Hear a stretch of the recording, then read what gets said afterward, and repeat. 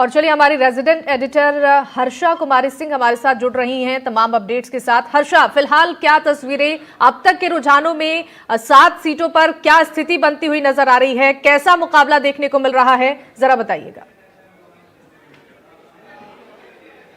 देखिए, ओवरऑल जो राजस्थान की पिक्चर है उसमें बहुत इंटरेस्टिंग है कि भारतीय आदिवासी पार्टी साउथ राजस्थान में बहुत अच्छा कर रही है और दूसरी ओर हम देख रहे हैं कि दौसा में जो कांग्रेस है वो काफी नेक एंड नेक टक्कर में है। लेकिन जो रियली एक टक्कर वाली सीट थी वो ये सीट है खीमसर, जहां पे मैं अभी हूँ। और ये जो सीट है हम जो अभी ज्योति मिर्धा के घर पे है, आप देख सकते हैं कि कितने सारे लोग यहाँ पर इकट्ठा हो रहे हैं, क्योंकि कहीं ना कहीं ये चुनाव सिर्फ रेवत राम डागा का ही चुनाव नहीं था, ये चुनाव ज्योति मिर्धा का भी चुनाव था। और वो यहाँ पर उन्होंने एक तरह से वो चुनाव जो है उन्होंने एक तरह से एज ए प्रॉक्सी कैंडिडेट हम कह सकते हैं वो चुनाव लड़ा है। क्योंकि देखिए, जो नाथूराम जी की फैमिली है उसका बहुत बोलबाला है। ज्योति जी मेरे साथ जुड़ गई हैं। ज्योति जी, एक तरह से ये लोग ये भी कह रहे हैं कि ये जो चुनाव है ये कनिका बेनीवाल वर्सेस रेवत राम डागा नहीं है, ये चुनाव एक्चुअली ज्योति मिर्धा वर्सेस हनुमान बेनीवाल है। वो लोगों का मानना है, एक अदावत मानते हैं वो लंबे समय से परिवारों की, लेकिन ये मेरा मानना है कि हमारे कैंडिडेट की बहुत अच्छी गुडविल थी और विधानसभा चुनाव के बाद से वो एक्टिव रहे और बड़ा पॉजिटिव रहा और एक अच्छे टीम वर्क का नतीजा है कि आज हम जीत की ओर अग्रसर है। और मेरा ये मानना है कि बहुत अच्छी लीड के साथ मेरे डागा जी ये चुनाव जीतेंगे। ज्योति जी, अगर हम ये पूरा बेल्ट देखें, लोकसभा इलेक्शंस में अगर हम नागौर, चूरू, झुंझुनू वाला बेल्ट देखें तो वहां पर बीजेपी को सेटबैक्स मिले थे। क्या हरियाणा इलेक्शन के बाद आपने कुछ चेंज नोटिस किया है इस बेल्ट में, और खासकर जो जाट समुदाय जो की वोट बैंक है उसमें? देखिए, जिस तरीके के रुझान अभी हम देख रहे हैं, अगर झुंझुनू से आ रहे हैं, खीमसर से आ रहे हैं, तो चाहे शेखावाटी का अगर हार्टलैंड माने आप जाटलैंड का तो झुंझुनू को मानेंगे। अगर नागौर और मारवाड़ का अगर आप हार्टलैंड माने तो वो नागौर के अंदर खीमसर माना जाता है। और अगर दोनों ही जगह अगर भारतीय जनता पार्टी इतनी अच्छी परफॉर्मेंस दे रही है तो मेरा ये मानना है कि कहीं ना कहीं जाट वोटर में भी इस तरीके का रुझान आया है कि भारतीय जनता पार्टी की तरफ उनकी जो एक्सेप्टेंस है वो ज़्यादा होती जा रही है।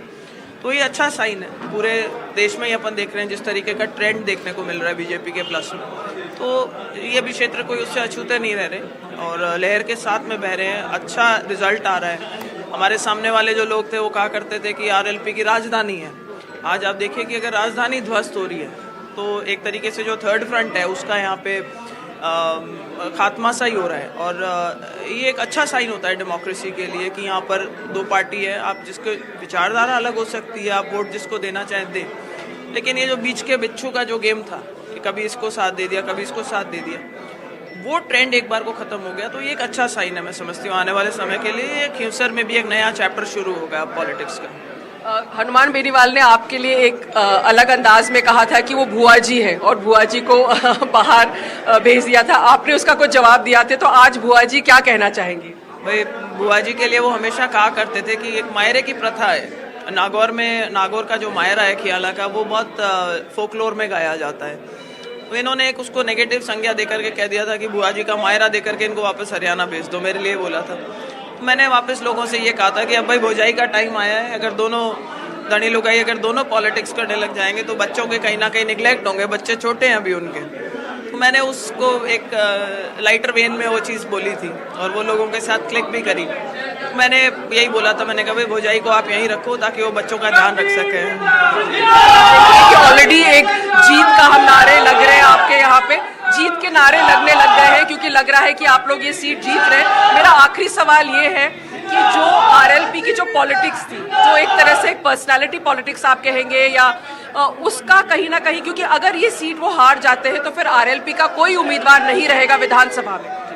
ये एक बड़ा आप देखिए एक बड़ा कदम है उसकी तरफ, जहाँ वो अपने आप को थर्ड फ्रंट बोलते थे कि किसी ने बनाने की कोशिश नहीं करी, यहाँ पे कोई थर्ड फ्रंट कभी नहीं बना, कोई लड़ा नहीं, मैंने आपको लड़ा। उन्होंने आइडेंटिफाई करवाना चाहा था इस बार इस इलेक्शन में एक इमोशनल कार्ड प्ले करके आरएलपी को जाटों के साथ में, आरएलपी को संघर्ष के साथ में कि अगर मैं हार गया तो आप लोग हार जाओगे, मैं हार गया तो किसान हार जाएगा, मैं हार गया तो जवान हार जाएगा। लोगों ने इस बार उस बरगलावे में नहीं आए, तो ये एक बहुत पॉजिटिव साइन मैं समझती हूँ कि बड़े मैच्योर तरीके से लोगों ने सोच समझ करके वोट दिया है इस बार चुनाव में।